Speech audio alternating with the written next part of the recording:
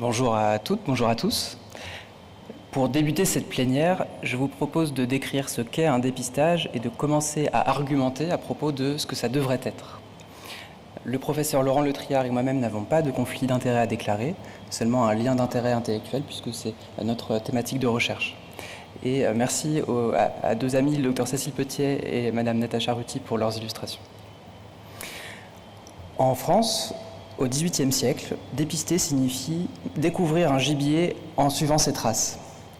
C'est drôle parce qu'hier, dans une session sur les dépistages, j'entendais une chercheuse rapporter le verbatim d'un médecin qui disait à un autre médecin « Si tu lèves un lièvre, c'est moi qui tire ». Donc on voit que cette image persiste encore aujourd'hui. Le mot dépister prend un sens médical au XIXe siècle et signifie découvrir une affection latente par une action systématique.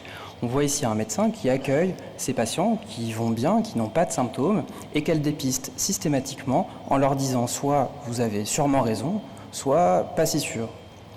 Cette idée d'un dépistage systématique d'une population non sélectionnée vient aussi du XIXe siècle et d'un médecin qui s'appelait Horace Dobell, un médecin anglais, qui faisait l'hypothèse que des examens périodiques de santé, où on proposait différents examens, tout un tas d'examens, à l'ensemble des personnes a priori en bonne santé, seraient efficaces pour préserver leur santé. En réalité, un essai contrôlé randomisé a été mené pour tester cette hypothèse en 1977 auprès de 7229 personnes en médecine générale, âgées entre 40 et 64 ans, et où on leur proposait des radios, spirométrie, ECG, biologie, test fécal, audiométrie, etc. Ou bien de suivre leurs soins habituels dans le groupe contrôle. 9 ans plus tard, aucune différence significative n'a été mise en évidence entre ces deux groupes selon des critères d'arrêt de travail, d'hospitalisation, de mortalité ou de morbidité. Aujourd'hui, au XXIe siècle, on utilise le mot dépister de différentes manières. On peut dire dépister le tabagisme. En France, on dit aussi repérer éventuellement le tabagisme. Ça concerne des personnes asymptomatiques qui n'ont pas de changement pathologique décelable et c'est la prévention primaire. On peut aussi dépister le cancer du sein. Et là, l'objectif, c'est toujours de rechercher une pathologie chez quelqu'un d'asymptomatique qui a un changement pathologique. C'est la prévention secondaire. Parfois, on parle aussi de dépister la BPCO. Là, ça commence à poser un problème parce que la BPCO, sa définition internationale, c'est des symptômes plus un trouble ventilatoire obstructif. Et donc, on ne peut pas dépister une BPCO, puisqu'une BPCO, par définition, ça a des symptômes. On pourrait penser que c'est trivial, qu'on pourrait chipoter entre ces termes de diagnostic précoce ou dépistage, mais en réalité, dépister une BPCO chez quelqu'un qui n'a pas de symptômes, c'est chercher une maladie qui n'est pas décrite en médecine et éventuellement le traiter par des traitements symptomatiques, des bronchodilatateurs. Enfin, lorsqu'une maladie est diagnostiquée, on peut dire qu'on dépiste la rétinopathie diabétique alors qu'il s'agit en réalité plutôt du suivi. Mais revenons à notre histoire de lapin. Lorsqu'un chasseur pense à un lapin gros et gras, souvent il se débrouille souvent pour le trouver à la fin de sa journée. Ou alors s'il n'en trouve pas, il laisse les bébés lapins tranquilles en se disant qu'il reviendra plus tard lorsqu'ils seront plus grands. Un médecin, lorsqu'il cherche à dépister un problème de santé, pense à un crabe assez gros, un peu méchant, avec des méchantes pinces. Et pourtant, on est assez content même si on ne dépiste pas exactement ce qu'on imaginait. Et pourquoi ça ? Eh bien parce qu'on a un raisonnement mécaniste. Ce raisonnement, par exemple dans le cadre du mélanome, qui nous fait savoir qu'il y a un stade 1 où le mélanome est localisé à l'épiderme, jusqu'au stade 4, qui est le stade métastatique. Et notre objectif est de pouvoir intervenir le plus tôt possible à un stade précoce pour éviter que ces patients arrivent à un stade 4. En tout cas, c'est l'hypothèse qu'on fait. Si on résume tout ça, on arrive à la définition de l'Organisation mondiale de la santé à propos des dépistages, qui dit qu'un dépistage vise à détecter des personnes qui, dans une population apparemment en bonne santé, qui n'a pas de symptômes, présentent un risque plus élevé de contracter un problème de santé, parce qu'on a vu que dépister tout chez tout le monde ne fonctionnait pas, de façon qu'un traitement ou une intervention précoce puisse être proposé.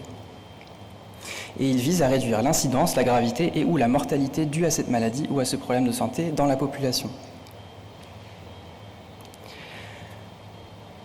Ça peut nous arriver de dire « faites-vous dépister, vous aurez moins de chances d'être malade ». Et moi j'ai souvent entendu, probablement vous aussi, « docteur, si vous me cherchez un truc, vous allez le trouver ». J'ai peur que vous me trouviez quelque chose. Et en fait, les patients ont raison. Le plus souvent, dépister augmente le risque d'être malade. On peut distinguer deux grands types de dépistage. Un dépistage qui recherche une pré-maladie, qui sont en général très peu nombreux. Il y a le cancer du col utérin qui recherche des dysplasies qui permettent de les traiter avant que le cancer n'arrive. Donc ça peut mener à une diminution de l'incidence, mais on peut chercher des maladies comme le cancer du sein, le diabète, l'hypertension, l'hépatite C. Et donc mécaniquement, puisqu'on est médecin plutôt performant, si on cherche quelque chose, on le trouve. Et on se rend compte là que si on embête des patients à leur faire des annonces diagnostiques, il faut au moins leur promettre que ça leur évite des complications plus tard. On peut leur dire donc, faites-vous dépister, vous aurez moins de chances d'avoir une maladie grave. Mais encore faut-il en être sûr, sinon on leur trouve des choses, mais pourquoi faire ? Je vous propose de reprendre ces raisonnements mécanistes à propos de l'exemple du neuroblastome. Un médecin qui diagnostique un neuroblastome chez un enfant de 2 ans ne peut pas s'empêcher de dire « si seulement j'avais trouvé ça plus tôt ». On sait que cet enfant est passé d'un stade 1, 2, 3, 4, on ne sait pas exactement dans quelle temporalité, mais il a évolué comme ça. Et donc on se dit qu'on pourrait intervenir à des stades plus précoces qu'au moment où on diagnostique, qui est souvent déjà trop tard parce que le cancer est trop important. Du point de vue populationnel, cette perspective mécaniste pourrait aussi se comprendre. C'est ce qui s'est passé au Japon en 1985, où un groupe d'experts s'est réuni pour dire on a un test de diagnostic performant, on sait que chez tous les enfants, les nourrissons qui ont un neuroblastome, les catécholamines dans les urines sont élevées, le test est acceptable, les parents accepteront probablement un prélèvement d'urine qui n'est pas invasif, la phase est asymptomatique, il y a une phase asymptomatique, les diagnostics sont trop tardifs aujourd'hui et la maladie est mortelle. Donc le Japon a dépisté tous les nourrissons à partir de 1985 pour le neuroblastome. 18 ans plus tard, une étude parue dans le New England Journal of Medicine, réalisée en Allemagne, proposait un test urinaire fait à l'âge d'1 an à 2 500 000 nourrissons invités au dépistage pendant 5 ans, et comparé à d'autres États allemands où le dépistage n'était pas réalisé. L'incidence était supérieure parmi la population invitée au dépistage. Donc on pourrait se dire, c'est super, on trouve plus de neuroblastomes. Sauf que non, parce qu'on a dit tout à l'heure que l'objectif de dépistage, c'était soit de diminuer l'incidence, là c'est pas le cas, on l'augmente, et donc que si on l'augmentait, il fallait au moins être efficace, être sûr de ça, sinon on risque d'embêter à tort. Les stades 1 et 2, plus fréquents parmi la population invitée au dépistage, 70% versus 32%, on a tendance à se dire que c'est plutôt bien de trouver des stades précoces. Et pourtant, pas de différence sur la mortalité. Qu'est-ce que le Japon a fait entre 1985 et 2004, 2 ans après cette étude où ils ont arrêté le dépistage ? Eh bien, ils ont trouvé 2 fois plus de neuroblastomes, ils ont fait 2 fois plus d'annonces à des parents horriblement angoissés, fait des investigations et des traitements à des nourrissons, sans changer la mortalité. Alors vous allez me dire, le neuroblastome au Japon, c'est bien sympathique, mais nous on est en France et moi je veux savoir qu'est-ce qu'il faut que je dépiste aujourd'hui. C'est quoi les dépistages avec des bons niveaux de preuve ? Et vous avez raison, puisque nous avons une approche transversale face à nos patients, une approche transversale où on peut se poser la question de est-ce que je veux dépister l'hypertension, le diabète, le cancer du sein, le glaucome, l'anxiété, l'anévrisme de l'aorte, le mélanome ou que sais-je d'autre. Tout ça se fait aussi dans une approche centrée sur la personne, où on réagit aux motivations et aux obstacles de nos patients. On est également basé sur les preuves, au moins pour 2 raisons. La première qui est plutôt pragmatique, qui pourrait nous permettre d'aider à prioriser les dépistages qui seraient le plus susceptibles d'être efficaces parmi tous ceux qui sont recommandés. Et le deuxième qui est éthique, parce que si on veut faire une annonce diagnostique, il faut au moins qu'on puisse derrière être sûr qu'on va être efficace dans le traitement. Et tout ça se fait dans le temps contraint de la consultation. En 2024, il n'était pas possible de répondre à la question des dépistages qui étaient recommandés en France parce que la Haute Autorité de Santé ne produit pas de recommandations dédiées au dépistage. Les recommandations de la HAS sont dispersées dans tout un tas de documents différents qui ne sont pas requêtables, même par mots-clés, et donc il a fallu rechercher le mot dépister ou dépistage dans le texte intégral de tous les documents de la HAS pour produire cette synthèse. Voici les résultats. Vous avez un QR code pour télécharger l'article qui est en accès libre si vous le souhaitez. La Haute Autorité de Santé recommande de dépister 67 dépistages, 67 problèmes de santé différents. Parmi eux, 25%, pour 25% d'entre eux, on ne connaît pas la périodicité du test. Et la définition des groupes à risque, c'est-à-dire les critères d'éligibilité, sont souvent très complexes. Il peut y avoir plusieurs dizaines parfois de critères d'éligibilité pour savoir qui dépister, qui ne pas dépister, qui est le groupe à risque. Je vous propose de nous concentrer sur le niveau de preuve. Parmi les 67 problèmes de santé, il y a 123 préconisations de dépistage. Oui, parce que par exemple, pour le cancer du côlon, on peut dépister différemment selon que le patient ait un adénome dans sa famille ou non. Parmi les recommandations de dépistage qui ont été faites par l'autorité de santé, on voit que l'immense majorité d'entre eux ont conclu à « il faut dépister ». Et parmi elles, la majorité également n'ont pas fait l'objet d'une évaluation du niveau de preuve ou relèvent d'un avis d'expert. Si on compare aux États-Unis avec l'United States Preventive Service Task Force, qui est l'agence américaine, qui est une agence internationale de référence, qui a une méthodologie très robuste pour évaluer la pertinence des dépistages qu'on peut proposer aux patients, eh bien eux, on se rend compte qu'ils arrivent beaucoup plus facilement à dire qu'ils ne savent pas, et que lorsqu'ils savent, ils gradent systématiquement le niveau de preuve. Et donc, parmi les préconisations de dépistage de la Haute Autorité de Santé, on remarque au passage que les Américains recommandent plus que 2 fois moins. Ils recommandent 30 problèmes de santé à dépister contre 67 en France. Et parmi eux, 14 de grade A, 28 de grade B et 0 avis d'expert ou non évalué. La différence est frappante lorsqu'on compare les deux graphiques. Comme message à emporter chez soi, on peut dire « mieux vaut prévenir que guérir », oui, mais attention, si c'est prouvé. Un médecin anglais, épidémiologiste et historien de la médecine, qui s'appelle Thomas McCune, en 1968 disait déjà « Personne ne devrait être contraint de subir les désagréments liés aux examens ou l'angoisse liée au dépistage sans perspective d'avantage médical ». Cette obligation existe même lorsque c'est le patient qui demande à subir le dépistage, parce que sa demande repose alors sur la conviction que la procédure est utile, et si ce n'est pas le cas, il appartient au personnel médical de lui faire savoir, c'est notre rôle. La Haute Autorité de Santé recommande beaucoup plus de dépistage qu'aux États-Unis, le plus souvent sans évaluation du niveau de preuve ou par avis d'experts. Les recommandations de dépistage sont difficiles d'accès et difficilement applicables aujourd'hui. Et donc la politique française de dépistage doit s'aligner avec les meilleurs standards internationaux, c'est-à-dire évaluer rigoureusement les bénéfices et les risques, grader systématiquement le niveau de preuve pour faciliter la prise de décision partagée en soins primaires. Je vous remercie.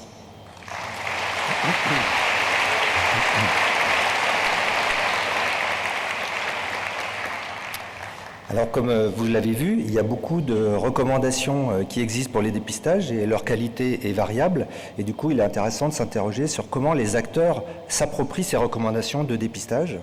Donc, en ce qui concerne la médecine générale, l'étude Ecogène a montré il y a une dizaine d'années que 22% des consultations en moyenne comportent une situation de dépistage et que ces dépistages sont réalisés par les médecins généralistes le plus souvent par un examen clinique dans 56% des cas, et sinon par la prescription de bilan biologique dans 16% des cas ou d'une imagerie dans 2% des cas. Et on notera aussi que le dépistage des cancers représente finalement une partie assez limitée de l'ensemble de ces dépistages et qui correspondent à 3% des consultations. Donc il y a une étude d'un collègue français qui a comparé les pratiques des médecins généralistes suisses et français pour les pratiques de dépistage et elle a montré qu'il y avait une grande variabilité entre les pays mais aussi au sein de chacun des pays. Et cette variabilité porte sur les patients qui sont dépistés, les problèmes qui sont dépistés, les tests de dépistage utilisés et leur fréquence. Et les auteurs concluaient sur l'influence de la variabilité des recommandations de pratiques cliniques de la HAS en France et de d'autres sociétés scientifiques. Et aussi, l'autre facteur, c'était la façon dont les acteurs, les médecins et les patients mettaient en œuvre ces recommandations. Alors, cette variabilité s'accompagne de risques à la fois de sous-dépistage et de surdépistage. En ce qui concerne le sous-dépistage, il peut s'appliquer au dépistage organisé. Il n'y a qu'à consulter les données publiées par Santé publique France sur les taux de participation au cancer colorectal, 30%, au cancer du col utérin, 61%, dont la part finalement organisée n'est que de 9% sur invitation du programme au jour d'aujourd'hui. Sur le cancer du sein, 46%, avec 10% de pratiques hors programme chez les patientes cibles du dépistage organisé. En ce qui concerne les dépistages opportunistes, on a malheureusement beaucoup moins de données. Elles proviennent simplement d'études plutôt que de systèmes de surveillance. Et en tout cas, ces études ont pu montrer que, en France, 40% des patients hypertendus s'ignorent, ne sont pas diagnostiqués. 20% des patients diabétiques, 6% des patients séropositifs pour le VIH, 19% de ceux qui sont séropositifs pour le virus de l'hépatite C et 82,5% des patients porteurs du virus de l'hépatite B. En ce qui concerne le surdépistage, il concerne essentiellement les dépistages opportunistes qui sont pratiqués en dehors des recommandations. On peut en juger à partir des taux de pratique du dosage du PSA pour dépister le cancer de la prostate, 48% après l'âge de 40 ans chez les hommes et 90% entre 65 et 79 ans. Le dépistage opportuniste du cancer du sein qui concerne pas moins que 36% des femmes entre 40 et 49 ans en France. Le cancer du col utérin qui est réalisé plus fréquemment que ne l'indiquent les recommandations chez 70% des femmes concernées. Et enfin, et celles-là c'est des données américaines, donc on n'a pas l'équivalent en France, il semblerait que les médecins généralistes américains fassent du dépistage qu'on pourrait qualifier de sauvage de cancers comme celui de l'ovaire, de la thyroïde, du testicule ou du pancréas, donc chez des patients asymptomatiques. Alors, une fois qu'on a dit tout ça, quel est le rôle du médecin généraliste pour suivre un petit peu la formule du docteur McNeon? Comment on se met en situation de mieux expliquer à nos patients la pertinence ou non d'un dépistage pour eux? Ça nécessite de maîtriser certains éléments clés. Alors, on a été informé en 1968 par le travail d'un médecin écossais et d'un médecin suédois qui étaient les docteurs Wilson et Jungner, sous l'égide de l'OMS, et qui ont produit un document qui présente 10 principes fondateurs d'un programme de dépistage pertinent. Alors, ce qu'on peut noter quand on voit cette liste-là, que je vais bien sûr me garder d'énumérer, c'est que la notion de risque n'y apparaît pas.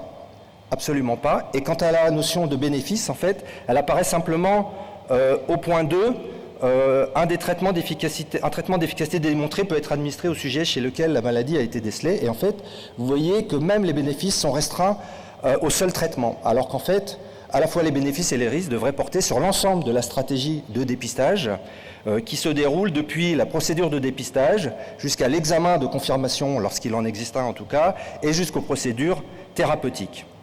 Alors il y a eu une révision de ces critères 50 ans après, en 2018, sous la forme d'un consensus international coordonné par une équipe canadienne et qui a étendu ces principes à une douzaine de critères qui, cette fois, incluent explicitement la notion de bénéfice et de risque. Et c'est ça dont il faut se saisir en tant que médecin généraliste pour aider nos patients à faire une décision, qu'elle soit partagée ou éclairée, donc en étant capable de comprendre et de partager avec nos patients la notion de bénéfice, de risque et leur articulation.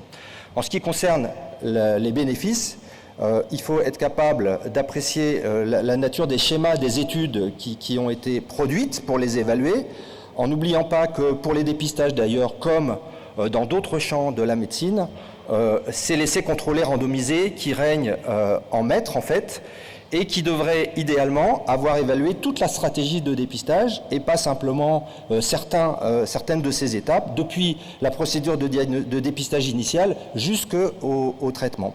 Et les données de ces essais doivent être analysées en intention de dépister, c'est-à-dire en respectant l'allocation initiale des patients dans le groupe dépistage ou dans le groupe contrôle.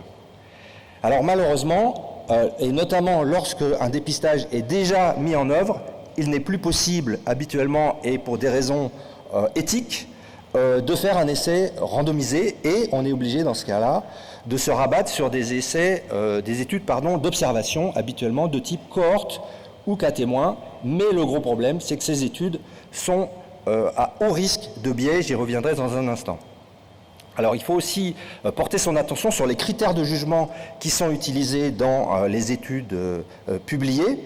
Et donc, il faut que le critère de jugement soit approprié. Approprié, ça veut dire qu'il doit porter sur la morbidité, voire dans la qualité de vie, mais en fait, c'est très peu fait en pratique lorsque le problème de santé qui est dépisté est un problème de santé au long cours. Et il doit porter sur la mortalité au moins spécifique si le problème de santé dépisté est une maladie possiblement létale.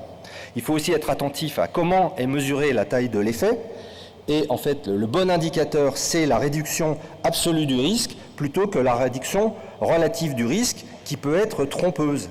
Donc si dans un essai, vous avez 5 décès pour 100 patients dans le groupe non dépisté versus 3 décès pour 100 patients dans le groupe dépisté, la réduction absolue du risque est de 5 moins 3 divisé par 100, ça fait 2%. Alors que si vous vous référiez à la réduction relative du risque, elle serait de 5 moins 3 divisé par 5, c'est-à-dire 40%. Et vous comprenez tout de suite que la perception et du patient et d'ailleurs de son médecin n'est pas du tout la même selon l'indicateur utilisé. Alors il existe aussi un autre indicateur qui est le nombre de patients à dépister pour éviter un événement, habituellement un décès, ça s'appelle NNS en anglais. Cet indicateur est utile, mais plutôt pour comparer des stratégies de dépistage entre elles, plutôt que pour informer le patient qui a aussi du mal à l'interpréter. Alors, je vous disais qu'il y avait des grands risques de biais, notamment dans les études d'observation. Dans cette situation, les risques de biais surestiment systématiquement le bénéfice. Et ces biais, pour les deux premiers en tout cas, d'entre eux, sont spécifiques à l'évaluation des dépistages. Le premier, c'est le biais dit d'avance au diagnostic. Et ce biais est lié au délai entre les moments de la détection de la pathologie lorsqu'elle est dépistée et le moment du diagnostic lorsque la pathologie est diagnostiquée sur un patient qui présente des symptômes. Et en fait, ce biais est lié au fait que le dépistage allonge artificiellement la durée de survie après diagnostic. Le second biais, c'est le biais de lenteur d'évolution, qui est lié au profil lentement évolutif de certaines formes de pathologies dépistées, et ces formes lentement évolutives ont bien sûr un meilleur pronostic qui fausse l'évaluation. Enfin, il y a un biais qui est moins spécifique des dépistages, qui s'appelle le biais des volontaires sains, et qui est lié au profil de risque des patients dépistés et à leur acceptabilité différentielle du test de dépistage, et qui en fait est lié à l'inclusion dans le bras de dépistage de patients qui au départ ont déjà un meilleur pronostic que les autres. Voilà. Alors, le gold standard, c'est l'essai randomisé, mais même lui n'est pas toujours exempt de biais, mais dans ce cas-là, le risque de biais porte plutôt sur la sous-estimation du bénéfice, et il s'agit d'un biais de contamination qui s'exerce habituellement dans le sens que certains patients qui sont dans le groupe contrôle vont avoir envie de participer au dépistage malgré leur allocation initiale. Après avoir évalué les bénéfices, il faut bien sûr évaluer les risques. Les risques, c'est toutes les conséquences non souhaitées de l'ensemble de la stratégie de dépistage, donc non seulement de la procédure de dépistage, mais aussi des procédures diagnostiques et thérapeutiques qui suivent. Ça inclut des effets indésirables de différents ordres, physiques, psychologiques, mais aussi sociaux. Alors ce qu'il faut bien comprendre, c'est que alors que les bénéfices éventuels d'un dépistage ne concernent que les patients chez lesquels le dépistage va conduire au diagnostic d'une maladie, les risques portent sur tous les patients qui sont dépistés, même s'ils n'ont pas la maladie dépistée. Et donc, du coup, ça conduit à ce que certains risques soient particulièrement sensibles lorsqu'ils sont secondaires à des faux positifs ou à des surdiagnostics. Le surdiagnostic étant défini comme une pathologie qui n'aurait jamais causé de préjudice au patient. Et un des problèmes du surdiagnostic, c'est qu'en plus, il est possiblement et assez souvent associé à un surtraitement. Alors, il faut bien sûr s'intéresser au schéma d'études aussi pour l'évaluation des risques, mais ici, l'essai randomisé n'est pas toujours le gold standard, et parfois, les études de cohorte au long terme sont plus adaptées pour évaluer les risques. Et aussi, c'est intéressant de réaliser des études qualitatives, par exemple pour mesurer la perception des patients sur les effets indésirables des stratégies de dépistage. Et comme pour les bénéfices, la taille de l'effet des risques doit être mesurée sous une forme de risque absolu et non relatif. Alors, une fois qu'on a apprécié les bénéfices et les risques, il faut les confronter. Et là, on s'aperçoit que ce n'est pas toujours si simple. Cette exigence, elle s'applique à la fois au dépistage opportuniste, que certains appellent individuel, et au dépistage organisé. En fait, il n'y a pas de raison de les distinguer de ce point de vue. Et le bénéfice clinique net, qui est le bilan des bénéfices et des risques, il est idéalement mesuré par la mortalité globale, en tout cas pour ce qui concerne le dépistage des pathologies létales, et lorsque c'est possible en réalité de le mesurer, ce qui malheureusement est assez rare dans la pratique, parce que pour mesurer la mortalité globale, il faut des études avec des très grands effectifs et sur une très longue durée, et évidemment avec des coûts très conséquents. Donc en réalité, souvent, on est obligé d'apprécier le bénéfice clinique net, non pas par la mortalité globale, mais par la balance bénéfice-risque. Et en fait, c'est assez difficile de l'estimer pour différentes raisons, mais notamment parce que les bénéfices et les risques sont de nature et de temporalité différentes, et notamment les risques, en général, surviennent avant les bénéfices, parce que les risques sont assez diversifiés dans leur nature, parce qu'il faut prendre en compte non seulement la taille des effets, des bénéfices et des risques, mais aussi leur niveau de preuve. Et enfin, parce que parfois, le dépistage s'articule avec d'autres procédures de prévention, notamment de prévention primaire. Il n'y a qu'à songer, par exemple, au dépistage du cancer du col de l'utérus, qui est complété par la vaccination anti-HPV. Et chacune des deux stratégies contribue à la prévention du cancer du col de l'utérus. Et donc, au final, au jour d'aujourd'hui, il n'y a pas de méthode parfaitement validée pour estimer le bénéfice net. Et la meilleure chose qu'on puisse proposer à nos patients, c'est d'utiliser des boîtes de données factuelles pour les aider à prendre la décision de participer ou non à un dépistage. Et je vous présente ici, par exemple, une boîte de données factuelles qui concerne le dépistage du cancer de la prostate par PSA après l'âge de 50 ans et qui est produite par le Harding Center pour la littératie en santé, qui est une agence allemande. Et donc, ce que montre cette fiche, c'est que sur 1000 patients qui sont dépistés, il y en a 10 qui vont mourir d'un cancer de la prostate, contre 12 pour 1000 patients non dépistés, sans qu'on puisse montrer une différence dans la mortalité globale. Et là, quand on lit la note de bas de page, les auteurs indiquent qu'il n'y avait pas eu d'études de puissance suffisante pour pouvoir démontrer l'absence d'impact sur la mortalité globale. Et concernant les risques, en fait, pour les patients qui sont dépistés, il y en a 155 qui ont été victimes d'un faux positif sur 1000 et 51 d'un surdiagnostic. Alors, je n'ai pas pu résister à tester l'outil d'intelligence artificielle produit par le CNGE, qui nous a été annoncé hier, avec la requête suivante. Je suis un homme de 50 ans. Quels sont les bénéfices et les risques de faire un dépistage du cancer de la prostate par PSA? Et bim, voici la réponse pour ce qui concerne les bénéfices. Eh bien, environ un décès évité pour 1000 hommes sur une durée de 10 ans, donc ce qui est un peu supérieur à ce qui a été présenté par la Harding Center pour une durée de 16 ans, mais parce que la méta-analyse, semble-t-il, utilisée par IBIM serait plus récente, si j'ai bien compris. Et en ce qui concerne les risques, alors les risques sont indiqués, incontinence urinaire notamment, troubles de l'érection, complications liées aux biopsies, mais là, ils ne sont pas rapportés au dénominateur de l'ensemble des patients qui sont entrés dans... Il n'y a pas un dénominateur de patients entrés dans le dépistage. Alors en fait, évidemment, on est centré sur la perspective de notre patient, et de ce point de vue-là, la pertinence clinique des dépistages recommandés pour un patient est bien liée à leur balance bénéfice-risque.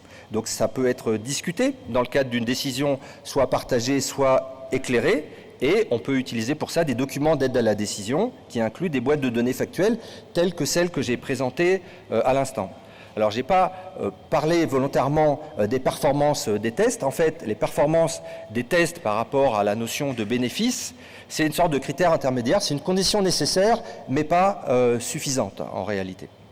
Et à côté de l'intérêt premier et direct du patient, il y a aussi d'autres enjeux qui peuvent concerner en seconde ligne la décision autour des dépistages, c'est leur pertinence en santé publique et qui répond à d'autres enjeux, notamment la notion de bénéfice collectif. Dépister, par exemple, une maladie infectieuse transmissible, c'est un enjeu pour le patient, mais c'est aussi un enjeu pour son entourage et pour la société.